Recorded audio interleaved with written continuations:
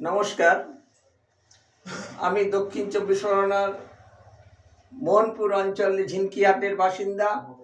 মোহনপুর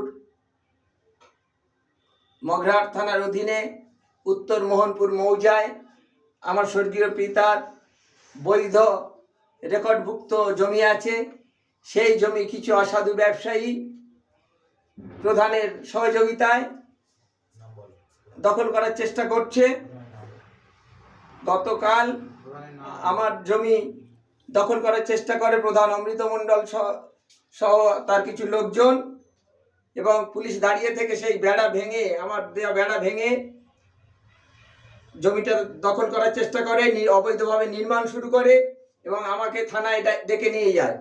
থানায় ডেকে নিয়ে গিয়ে দীর্ঘ সময় ধরে আমাকে বসিয়ে রেখে রাত্রেবেলায় আমাকে ছেড়ে দেওয়া হয়। আমি চাই প্রশাসন যেন সঠিকভাবে কাজ করে।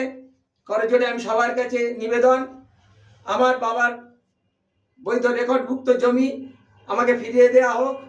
আমার এই জমি যেন হাতছাড়া না হয়ে যায়। এই জমি আমার একমাত্র সম্বল ভবিষ্যতে। তাই করজোড়ে নিবেদন করছি, আমার জমিটুকু আমাকে ফিরিয়ে দেওয়া হোক।